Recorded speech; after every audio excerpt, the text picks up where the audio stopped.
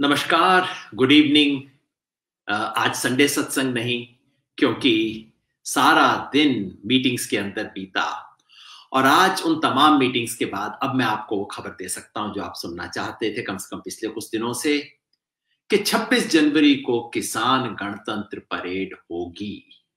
जिस तरह से हम चाहते थे उस तरह से होगी। 70 साल के बाद ये देश एक नई तरह की गणतंत्र दिवस परेड देखेगा। किसान गणतंत्र दिवस परेड। एक तरफ जवान की परेड होगी, दूसरी तरफ किसान की परेड होगी। जय जवान जय किसान का एक नया नमूना होगा। जिस देश में 70 साल से तंत्र हावी हो गया था, गण बेचारा दब गया था, वहां दोबारा गण अब तंत्र को अपनी आवाज सुनाएगा। गण की प्रतिष्ठा का उत्सव एक नए तरीके से निभाया जाएगा। तमाम किसानों के हाथ में एक तरफ राष्ट्रीय ध्वज होगा, दूसरी तरफ किसानों की बात होगी। किसान अपना दुख, दर्द, अपनी मांग, अपना क्षोभ, अपना रोष सब कुछ व्यक्त करेंगे एक सुंदर तरीके से, एक सुंदर अवसर पे। 6 राउंड की वार्ता के बाद आज दिल्ली पुलिस से हमें ऑफिशियल परमिशन मिल गया। शाम को दिल्ली पुलिस ने ऑफिशियली कंफर्म कर दिया।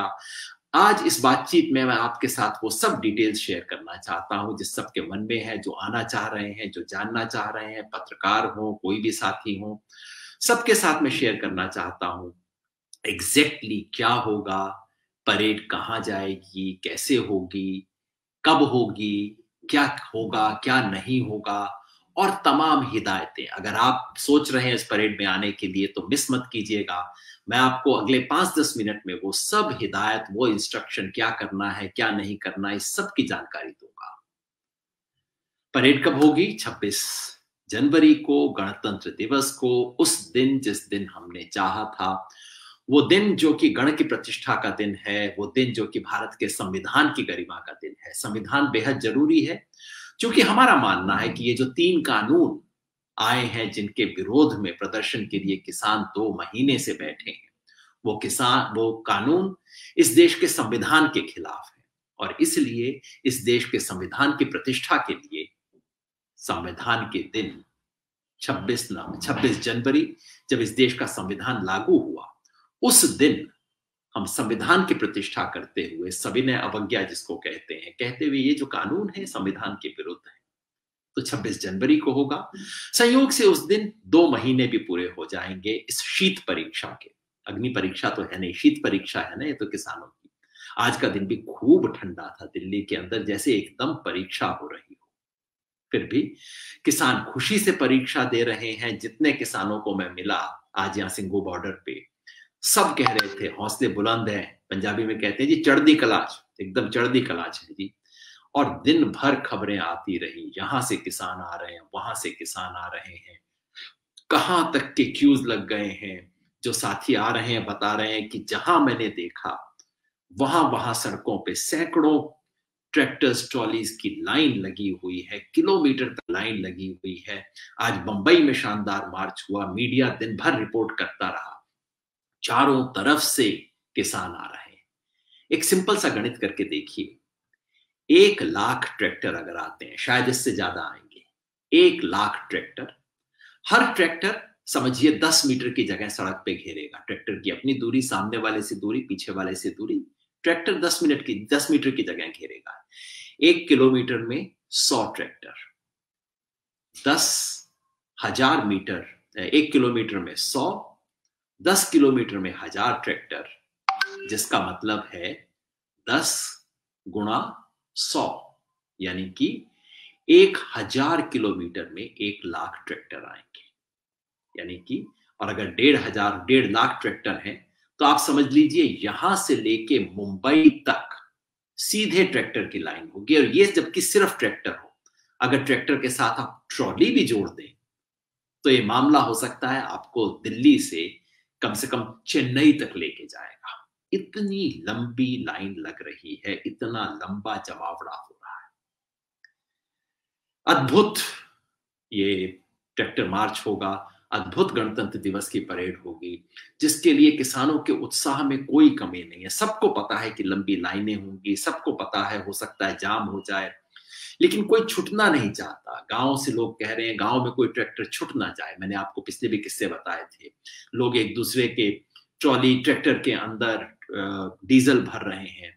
आज मैंने देखा कि एक किसान एक बड़ा सा ट्रैक्टर, जिसकी ट्रॉली के अंदर एक और ट्रैक्टर और ट्रॉली रखी हुई, इतनी लंबी ट्रॉली है कि उसके ऊपर ट्रैक्टर और ट्रॉली रखी हुई है, और उस ऊपर वाली ट्रॉली के ऊपर एक ट्रैक्टर रखा हुआ है। क्या क्या करके लोग आ रहे हैं, ऐसे ऐसे नए डिजाइन बना के ला रहे हैं, जैसे मानो पूरा एक पर्व हो, उत्सव हो, कुंभ हो, वो दिल्ली देखने जा रहा है। ये सब सफलतापूर्वक हो, इसके लिए हमने कुछ रूट बनाए हैं। पहले हमने सोचा था और हमने घोषणा भी की थी कि हम दिल्ली की जो रिंग रोड है उसकी परिक्रमा करेंगे। एक सिंगल परेड होगी जिसमें पूरी रिंग रोड की हम परिक्रमा करेंगे। रिंग रोड 47 किलोमीटर की आउटर रिंग रोड जो है। लेकिन जब हमने अब रियलाइज किया है कि कितनी लंबी ये परेड होगी, और पुलिस वालों ने भी हमें दिखाया कितनी लंबी परेड होगी, सो हमने कहा बजाय कि एक परेड करने के, एक 47 किलोमीटर की परेड आना जाना उसमें जोड़ दीजिए तो कोई 60 किलोमीटर की परेड, उससे तो काम नहीं चलेगा। इसलिए अब हमने क्या किया है, हमने 5 अलग अलग रिंग बनाए हैं। यानी कि जिस जिस पॉइंट से परेड शुरू होगी वहां से एक लंबा चक्कर दिल्ली के अंदर लेती हुई फिर बाहर से होती हुई वापस उस जगह पे आएगी। ये ऐसा होगा, यहां अपने टिकरी बॉर्डर पे होगा, सिंगू बॉर्डर पे होगा, गाजीपुर पे होगा, यही ढासा वाले जाके टिकरी की तरफ जुड़ जाएंगे। यही चीज शाहजहांपुर वाले दिल्ली तक नहीं आएंगे। वो केवल एनएसजी जहां पे है मानेसर, क्योंकि हमारे को पुलिस की तरफ से, राष्ट्रीय सुरक्षा की तरफ से विशेष अनुरोध आया कि 26 जनवरी के दिन आप एनएसजी को क्रॉस मत कीजिए। एनएसजी और बाद में एयरपोर्ट वगैरह आते हैं, उनके अनुरोध को स्वीकार करते हुए हमने कहा ठीक है, हम एनएसजी तक जाएंगे, उसके बाद हम वापस आ जाएंगे। शाहजहांपुर से वो रहेगा और पलवल के साथ ही भी दिल्ली की तरफ आएंगे। तो चारों तरफ से ये रूट तय हो गए हैं। जैसा मैंने कहा, अब एक नहीं 5-6 रिंग बन रहे हैं, और हर रिंग कम से कम 100 किलोमीटर का है। यानी कि सबको रस्तों को जोड़ दिया जाए तो शायद 500 किलोमीटर की, 600 किलोमीटर की परेड होगी। और हमें अभी भी डर लग रहा है कि हो सकता है ये 500-600 किलोमीटर पर्याप्त ना हो। मूव कर रहे होंगे तेजी से, लेकिन ये भी पर्याप्त ना हो। मतलब जिस चीज से खुशी हो रही है उससे डर भी लग रहा है। इतनी सफलता है इस परेड की, मानो एक तरह से बाढ़ आ रही है। इस बाढ़ के आगे सबको रुकना पड़ा है, सबको झुकना पड़ा है, और दिल्ली पुलिस ने फाइनली ऑफिशियली उस चीज की परमिशन दी है जो दिल्ली पुलिस ने कभी परमिशन नहीं दी। यानी कि वहां पे परेड के अंदर वो आएंगे, परेड के अंदर यानी कि दिल्ली के अंदर किसान आएंगे, दिल्ली के अंदर किसान आके अपने ट्रैक्टर भी लेके आएंगे। ये दिल्ली पुलिस की तरफ से ऑफिशियली परमिशन दी गई है पहली बार। मैंने जिक्र किया था हिदायतों का, क्योंकि जब इतनी बड़ी परेड हो, इतने लोग आ रहे हो, सबके मन में शंका भी रहती है। हमने बार बार कहा है ये परेड शांतिपूर्ण तरीके से होगी।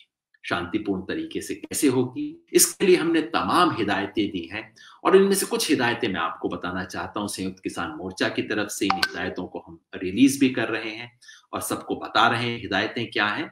तो मैं आपको भी ये हिदायतें बता देता हूं। पहली, परेड जाने से पहले क्या करना है। परेड में ट्रैक्टर और दूसरी गाड़ियां चलेंगी, लेकिन ट्रॉली नहीं जाएगी। भाई सिर्फ इसलिए कि ट्रॉली से लेंथ और बढ़ जाएगी, जाम और लंबे हो जाएंगे। जो ट्रॉली झांकी वाली है उसकी बात अलग है, लेकिन बाकी ट्रॉलियों को मत लाइए, उसको पीछे से छोड़ के जाइए।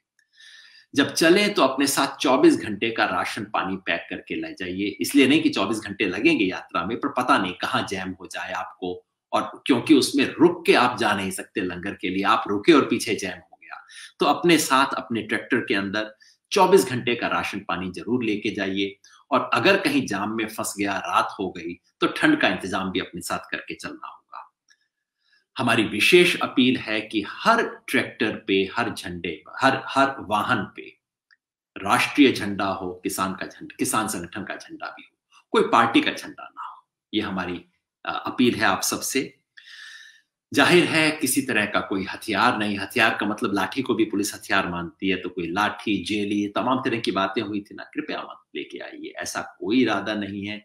याद रखिए, हम दिल्ली जीतने नहीं आ रहे हैं, हम देश का दिल जीतने के लिए आ रहे हैं। और दिल लाठी जेली से नहीं जीता जाएगा, किसी हथियार से नहीं जीता जाएगा।